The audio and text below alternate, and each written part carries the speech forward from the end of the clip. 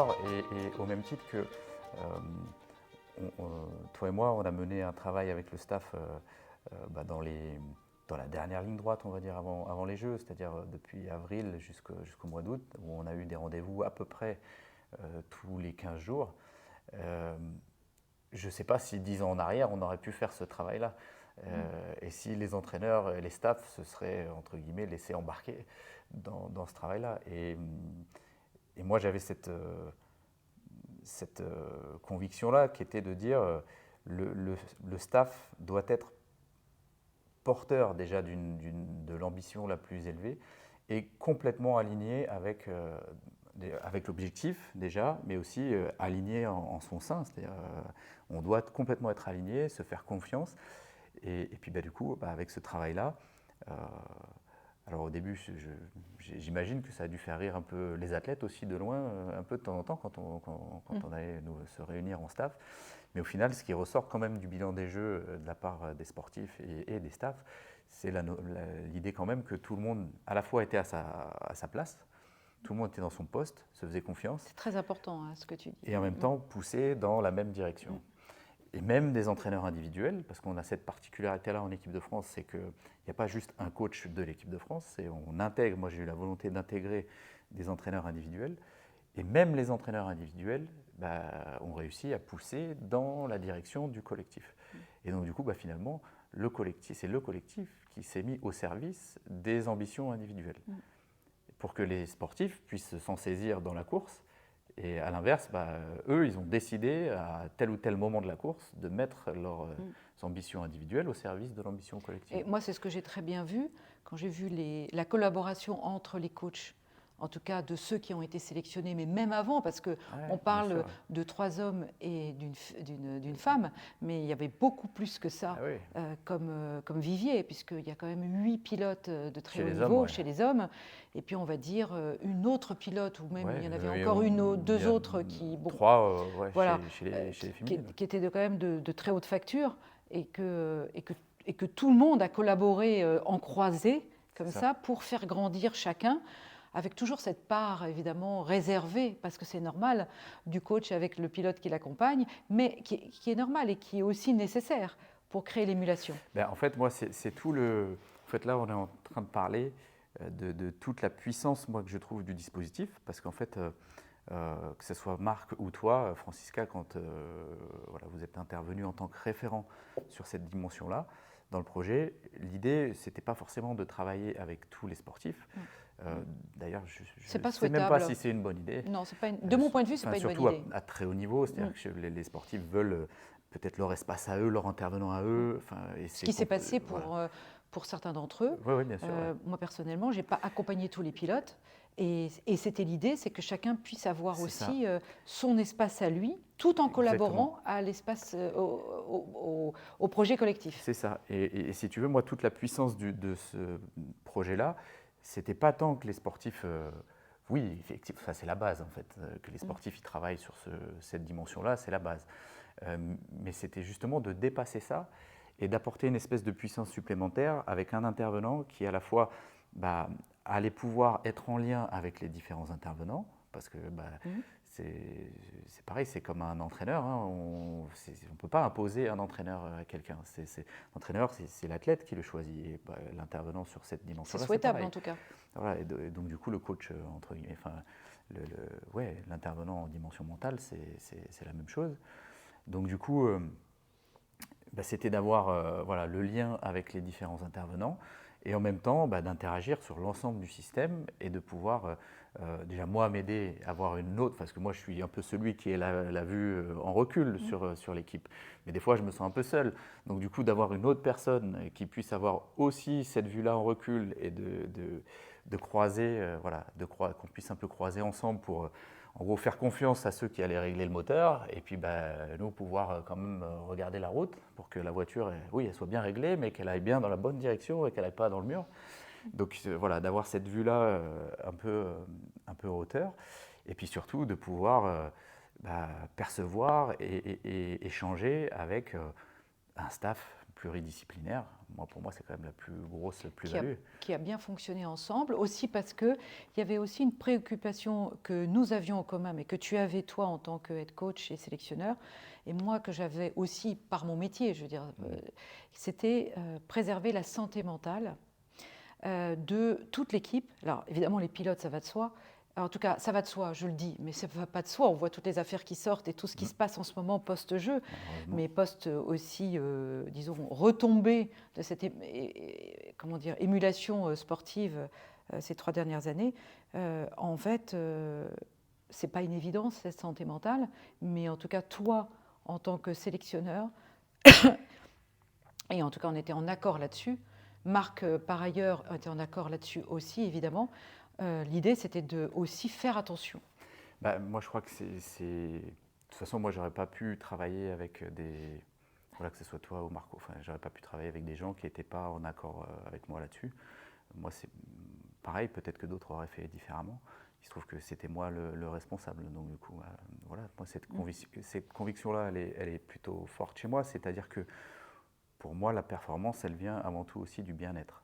Donc, bon, oui, bien sûr, il y a des ingrédients, la confiance, l'ambition, le plaisir, la persévérance, l'exigence. Mais à la base, voilà, le bien-être des gens, alors, et quand je parle de performance, je parle des sportifs, mais je parle aussi des staffs, parce que les staffs doivent la performance. Les staffs doivent être performants. Que ce soit le médical, voilà. que ce soit les entraîneurs, que ce soit toi, moi, tous ceux qui interviennent, le mécanicien, tout le monde. important. Et c'est un peu le discours que j'ai tenu au staff quand on a démarré ces temps-là ensemble de façon un peu plus prononcée. C'était de dire à tout le monde, mais nous, au même titre que les athlètes, on va se préparer. Et on va se préparer psychologiquement, mentalement, physiquement. Ils se sont préparés physiquement, on s'est tous préparés. Et ça, je pense que ça emmenait tout le monde. Et le fait que toi, tu puisses veiller sur les aspects psychologiques et justement de bien-être de chacun par moment. Moi, je t'ai vu, je ne sais pas si on a déjà parlé de ça, très brièvement, mais un peu comme une espèce de constellation, une constellation bienveillante là, qui à un moment donné a mis de l'huile dans tous les rouages qui étaient, mais de façon en plus très, très fine, très subtile, parce que là il s'agit on est en train de régler des Ferrari, hein, et puis encore plus cette équipe-là de France, il n'y a que des champions du monde dedans pratiquement, voilà. Donc on est sur très exigeante. La mécanique de pointe. Donc du coup, c'était d'être en observation et puis hop, de venir mettre des petites touches d'huile dans tous les rouages qui étaient susceptibles de coincer à un moment donné et qui du coup, grâce à toi, ton action discrète, fine, précise, efficace, ces rouages-là qui n'ont pas, qui ont continué de tourner de façon fluide et qui ne se sont jamais enrayés. Et puis ça, plus ça, à tel endroit, ça fait qu'à la fin, tout le monde est aligné. C'est important que je précise, je te remercie de dire ça, parce que c'est vrai, parfois ça ne se voyait pas, c'est-à-dire qu'il n'y a que toi, évidemment tu le voyais, mais des personnes ne le voyaient pas. Parce qu'on en discutait beaucoup, évidemment, parce que c'était un travail collaboratif, coopératif, vraiment profondément. En revanche, je dois aussi dire que l'équipe s'est prêtée au jeu. C'est-à-dire que l'équipe a été d'accord pour les moments où ça se voyait, d'accepter ce travail-là qui n'était pas forcément facile à certains moments. Mais aussi, il y avait dans l'aspect santé mentale de savoir, et toi, comment tu vas ? C'est-à-dire au-delà du travail d'équipe, au-delà du travail tous ensemble. Sortir des rôles de chacun. Et c'est toi dans ta vie, sans être indiscret, si la personne n'avait pas envie de se confier, ou de dire, écoute, si là tu as besoin de parler à quelqu'un et si tu ne veux pas le faire là, peut-être le parler dans ta vie. Et en tout cas, de veiller à ce que les personnes, parce que j'aurais quand même une petite question sur le bien-être, mais à ce que chacun puisse en tout cas trouver son équilibre le mieux possible pendant tout ce contexte-là pour éviter d'arriver saturé, fatigué, parce que ça c'est toujours le risque. C'était notre erreur à Tokyo, par exemple, à Rio et à Tokyo, donc c'est pareil, au bout d'un moment, si on veut des résultats différents, il faut faire différemment. Et oui, c'est de prendre vraiment la dimension globale de l'être humain, Oui, c'est un intervenant, c'est un kiné, c'est un médecin, mais c'est un homme ou c'est une femme. Et du coup, voilà, de prendre cette dimension-là globale. Alors, c'est un projet qui s'est construit dans le temps, encore une fois. L'équipe, que ce soit les pilotes ou les staffs, c'est à peu près. Les pilotes, c'est les mêmes depuis 10 ans. Tokyo. C'est les mêmes qu'à Tokyo, exactement les mêmes. C'est-à-dire les 3 titulaires et le remplaçant, c'est exactement les mêmes. Donc, comme quoi, moi, j'ai pas vu. Je les ai pas vus c'est pas devenu des monstres physiques et techniques en 3 ans. Hein. Pour moi, la différence, elle s'est quand même jouée ailleurs. Et comment on passe en 3 ans, du coup, avec la même équipe, de 3 en finale et 0 médaille, et puis 3 ans plus tard, 3 en finale et 3 médailles. Alors justement, il y a quelque chose que j'aimerais qu'on partage, parce que je pense que c'est très important que ça soit su, ça, en tout cas, que ça soit dans la conscience. C'est-à-dire que si on prend ces 3 dernières années de préparation pour les Jeux de Paris, ce n'était pas un long fleuve tranquille pour les 3 pilotes. Ils ont vécu tous des événements, des très hauts, et puis aussi des moments délicats où ça aurait pu être compromis, la sélection. Oui, ou à l'inverse, des moments décisifs. Mais encore une fois, non, la vie d'un sportif de haut niveau n'est pas un long fleuve tranquille, mais je sais pas, je sais pas si je connais des gens pour qui la vie est un long fleuve tranquille Moi non tout plus. le temps, j'en sais rien. Mais bon. Mais ces 3-là, par exemple, il y en a un qui a changé d'entraîneur pendant les 3 ans. Il se trouve que ça, pour le coup, ça lui a fait plutôt du bien. Il avait besoin de prendre son projet en main, de prendre ses décisions, de changer d'approche, de voir des nouvelles cultures. Il a pris un entraîneur étranger. Que ce soit moi ou toi, ou en tout cas moi, c'était de lui permettre de pouvoir faire ça, faire comprendre que si c'était ça qu'il voulait faire, moi je l'accompagnerais là-dedans. De lui permettre aussi d'avoir fait de fermer un passé pour ouvrir de nouveaux espaces. Entre guillemets, moi j'en parle comme ça parce que moi je l'ai vécu comme ça, mais c'est de faire le deuil de Tokyo. Je dis faire le deuil parce que moi, Tokyo par exemple pour moi, je pense que ça sera une plaie ouverte à vie. Paris, c'est venu mettre un pansement dessus, et puis voilà, mais c'est comme quand on dit on vit avec, Tokyo. Ça peut être une cicatrice plutôt qu'une plaie ouverte. Peut-être une cicatrice, c'est une meilleure image que. Ça, c'est toi qui sais. Non, oui, tu as raison, c'est une meilleure image qu'une plaie ouverte, effectivement. Non, elle est plus ouverte. Mais oui, plutôt une cicatrice. Mais moi, ça m'a mis très longtemps à digérer Tokyo et à reprendre de l'énergie. Moi, ça m'a pris presque 1 an. Et je pense que ce pilote en question, c'est à peu près la même chose.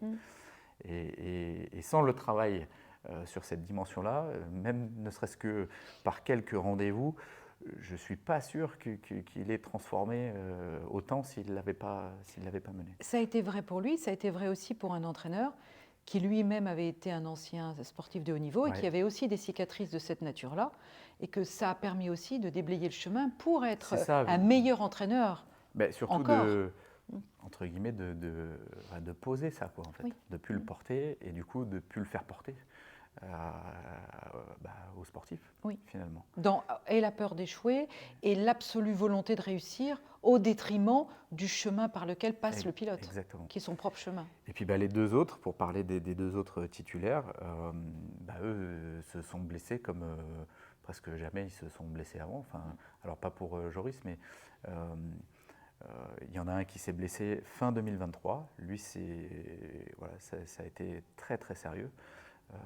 Parce qu'en plus il a fait une récidive, il s'est fracturé un bras, un avant-bras en fait, sur une compétition en fin d'année 2023 en Argentine.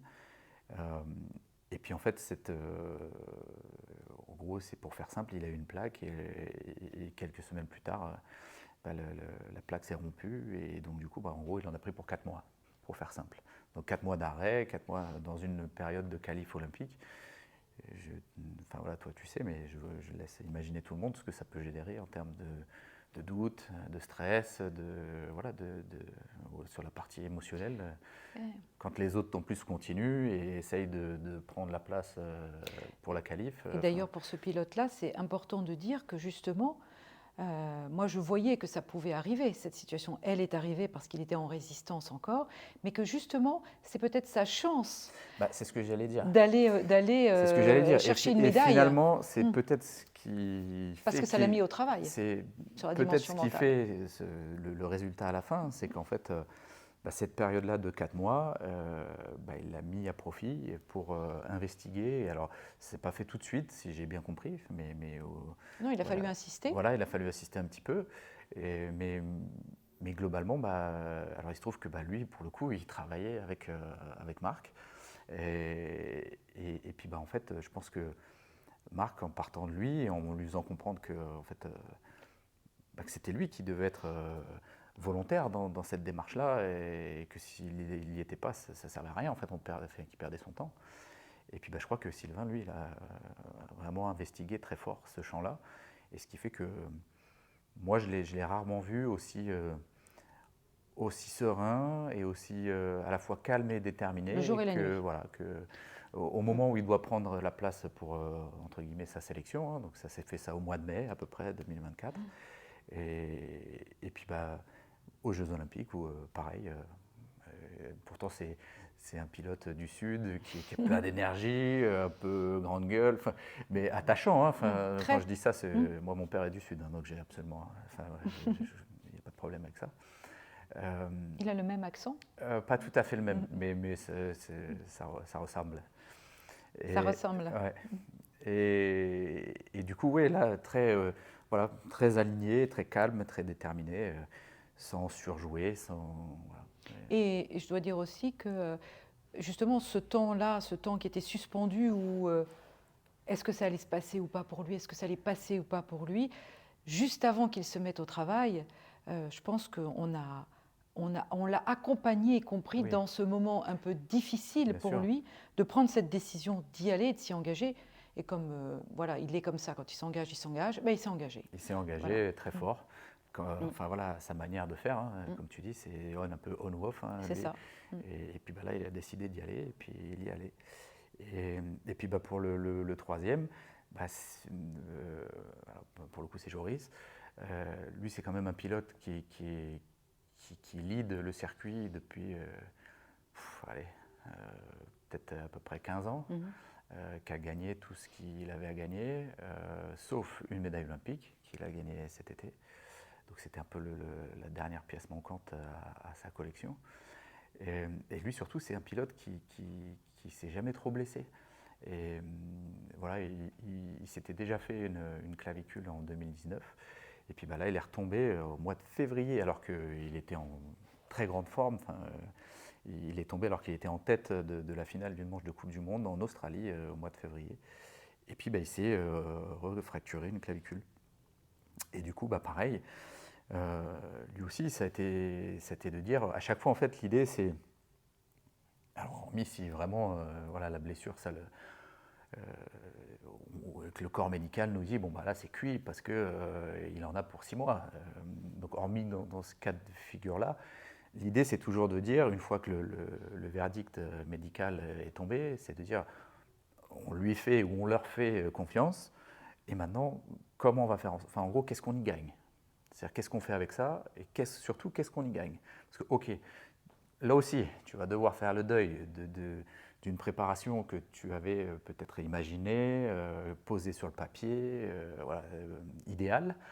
Et bien maintenant, comment ça, tu fais le deuil de ça, et comment, avec ce qui vient de se passer là, qu'est-ce que tu y gagnes, et comment on peut remettre en place une préparation idéale avec les conditions là qui viennent de changer. Alors lui aussi avait une équipe resserrée autour de lui, Ouais. au-delà de l'équipe de France, mais l'équipe de France a été soutenante de cette équipe-là, et ça a été un jeu d'aller-retour.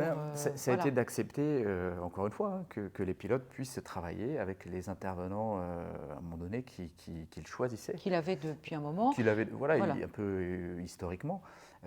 Et moi, le système que j'ai porté auprès des pilotes, enfin, en tout cas, la structuration, c'était celle-là.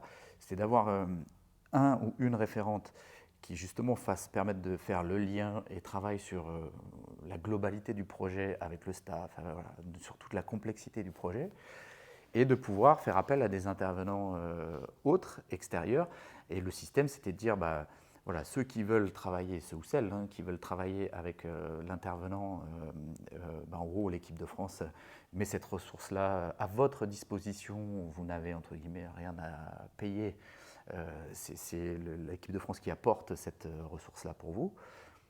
Ça, c'est le choix numéro 1. Le choix numéro 2, c'était de dire, bah non, vous ne voulez pas travailler avec cette personne-là, mais pour garantir la qualité de l'intervenant, on peut vous présenter par le biais de son réseau d'autres intervenants que vous êtes amené à choisir. Donc en général, on me présente un, deux, enfin pas un en général, mais plutôt deux ou trois intervenants ou intervenantes. Voilà. Et c'est le pilote qui choisit. Et par ce biais-là, bah, en fait, nous, on a un système qui s'appelle des aides personnalisées. Donc, ce n'est pas directement l'équipe de France, c'est un peu technique, là, hein, désolé, mais on parlait des budgets tout à l'heure.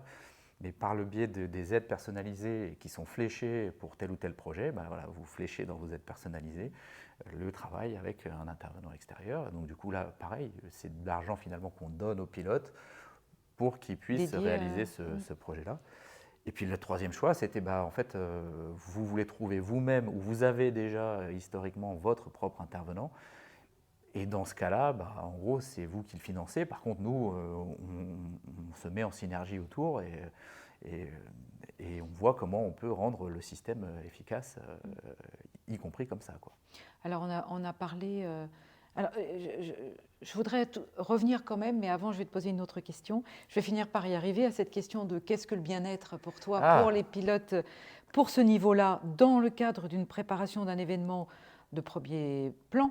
Mais avant, je voudrais quand même parler aussi des pilotes, déjà ceux qui étaient remplaçants. Donc, il y avait 2 remplaçants, un remplaçant homme, une remplaçante femme. Mais il y avait aussi les autres pilotes qui faisaient partie de l'équipe, qui faisaient à ce moment-là partie de l'équipe de France, mais qui n'étaient pas sélectionnés pour les Jeux, qui sont des pilotes de première facture mondiale aussi. Hein. C'est un peu l'identité de l'équipe. L'identité. Alors en toute humilité, chez les hommes en tout cas, l'équipe de France est la meilleure de la planète. C'est-à-dire que c'est la seule qui présente, c'est ça, entre 6 et 8, on va dire, pilotes, capables d'aller chercher des médailles sur le plan mondial. Dans les autres, nos meilleurs concurrents sont seuls ou difficilement 2 dans leur équipe respective. Donc là aussi, la stratégie, c'était un peu... C'est toujours comment on part de nos forces. C'est un peu comme les pilotes finalement, hein, dans leur accompagnement à l'échelle de l'équipe. C'est comment on part de nos forces. Et là, pour moi, ça, c'était une force évidente. Et la question, ça a été de se dire, la problématique, c'était de se dire comment on peut se servir de ça, parce que c'est notre particularité quand même, notre force.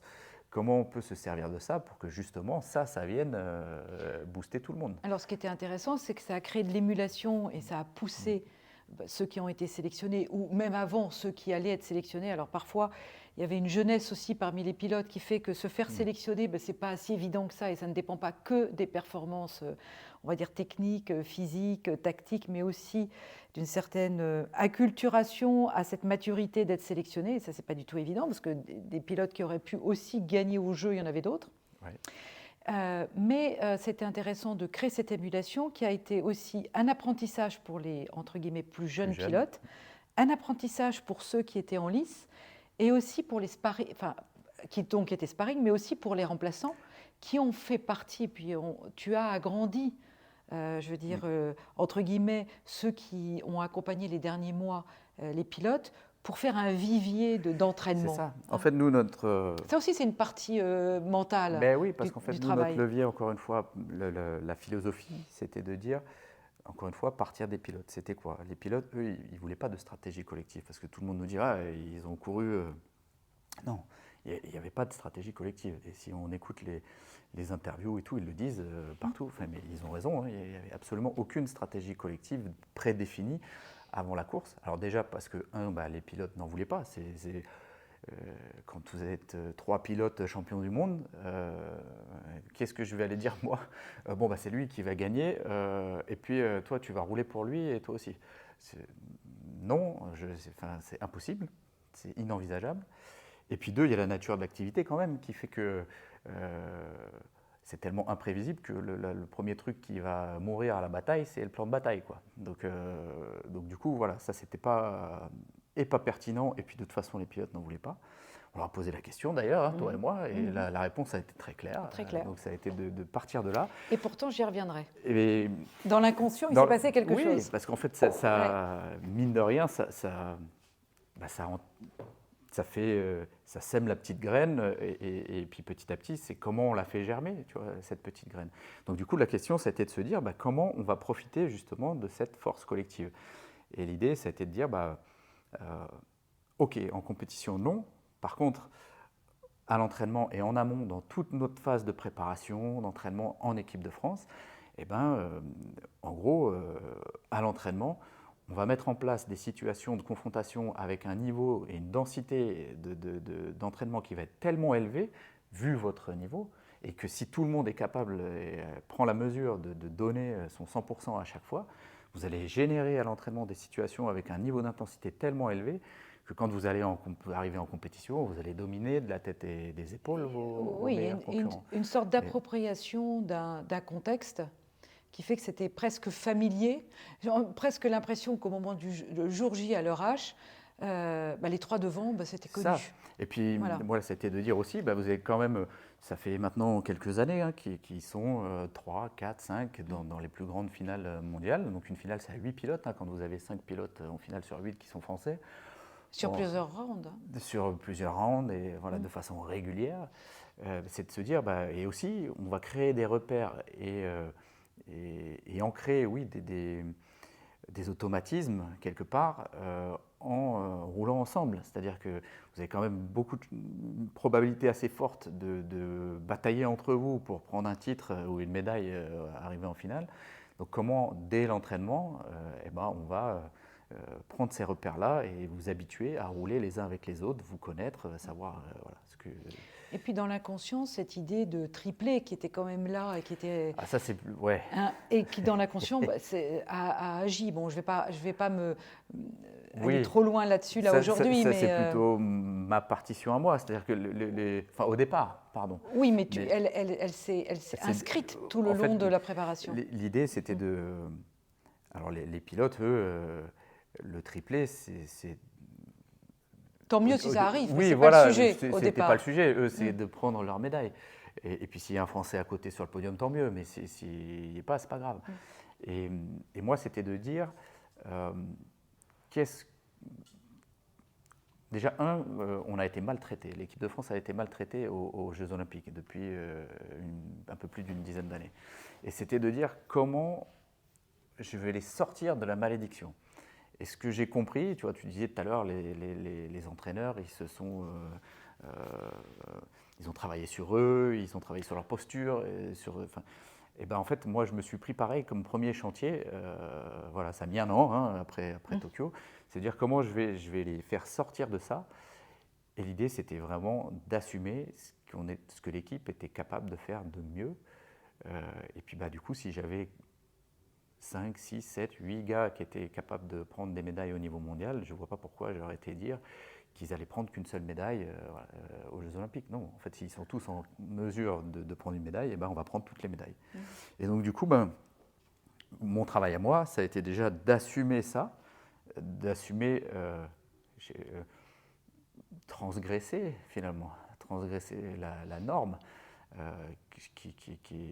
La France est quand même un pays de normes, c'est-à-dire qu'on est beaucoup basé sur rentrer dans le rang, même à l'école, on est biberonné et éduqué avec la peur de mal faire, un peu la peur de l'erreur.